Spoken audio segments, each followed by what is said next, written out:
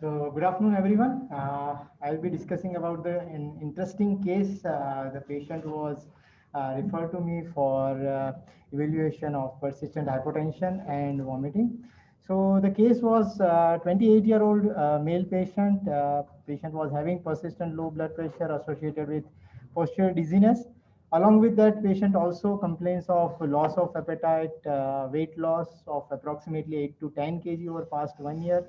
Also, there is a darkening of skin. There is no other significant history of abdominal pain, diarrhea, or fever. There is no family history of any autoimmune or any other endocrine disorder, or there is no history of any past history of tuberculosis or contact of patient with tuberculosis. On examination, patient's blood pressure was 94 by 50, weight was 43 kg, no goiter, no lymphadenopathy. There is significant skin and mucosal hyperpigmentation was there, and the rest of the systemic examination was normal. So here is the picture of the patient. That here you can say that before the presentation, 14 months before the presentation, and at the time of presentation, you can see the clear-cut difference in the skin tone, as well as there is significant weight loss can be appreciated in these two photographs. The initial lab workup was done in which CBC and LFT were normal. The renal function test, creatinine was mildly elevated, 1.3, sodium 134, and there is hyperkalemia of 5.9. Random blood sugar was 78 and TSH was 6.2. After this blood report, it was suspected to have adrenal insufficiency. The further evaluation was done. The 8 a.m. serum cortisol was done, which was very low, 2.5 microgram per DL. For ACTH was done, which was elevated, 145. Plasma renin activity was, again, it was high, 165. And CT abdomen shows bilateral, mildly bulky adrenals without any focal mass lesions.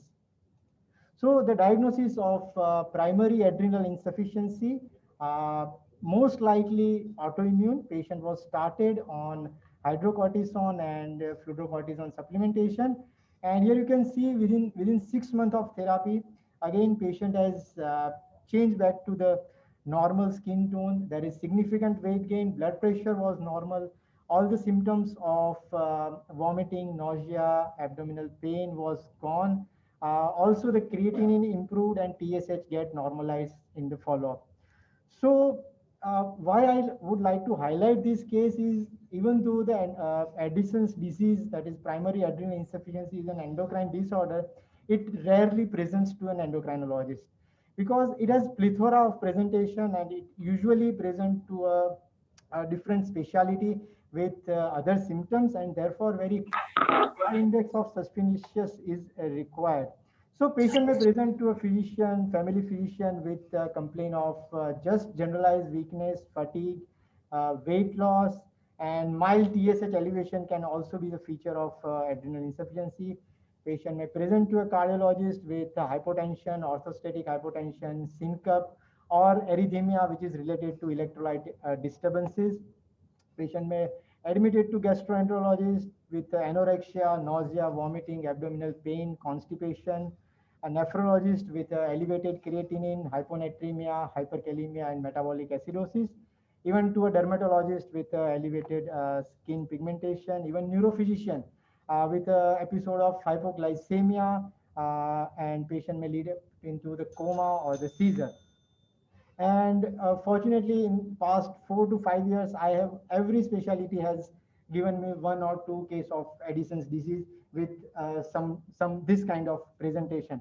And therefore very high index of suspicious is required for the primary consultant who is taking care to look for the Addison's disease. So whenever you suspect, how to evaluate for the Addison's disease, the first and foremost test is the morning 8 a.m. serum cortisol. Why 8 a.m. is required? Because at that point of time, the serum cortisol in the circadian rhythm, it is at its peak, and therefore we have to see that what is the maximum serum cortisol level is there. Uh, In a daytime, serum cortisol will not be very helpful. Sometimes we have a random serum cortisol at around 3 p.m., 4 p.m. It is low, and we do not have any criteria of defining Addison's disease on the basis of evening serum cortisol, and therefore 8 a.m. cortisol is required. The only exception to this morning serum cortisol is when patient is in critical condition, patient is in ICU admission. At that point of time, we can have a random serum cortisol, and we have criteria to define Addison's disease or the adrenal insufficiency on the basis of random serum cortisol in a critically ill patient. The second step is to define whether the cortisol deficiency is the primary or the secondary. For that, we have to go for the serum ACTH level. Again, it should be in the morning. Additional investigations are the plasma renin activity, because mineralocorticoid axis is affected in the primary adrenal insufficiency. In case of secondary adrenal insufficiency, when the pituitary gland is affected or there is a hypothalamic involvement of the ACTH axis, in that scenario, the mineralocorticoid axis are usually spared. In a doubtful scenario, when there is a partial cortisol deficiency, in that case, we may require the stimulation test. We have a Senectin, which is not available in India, but we have a substitute of Acton prolongatum, which is available, and there is a protocol we can do for a stimulation test.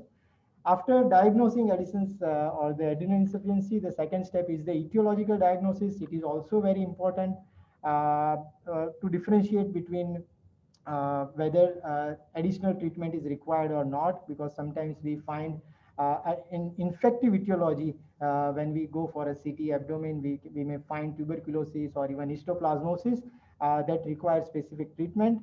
Otherwise, if there is autoimmune adrenal insufficiency, patient will be managed with the hormone supplementation. Thank you.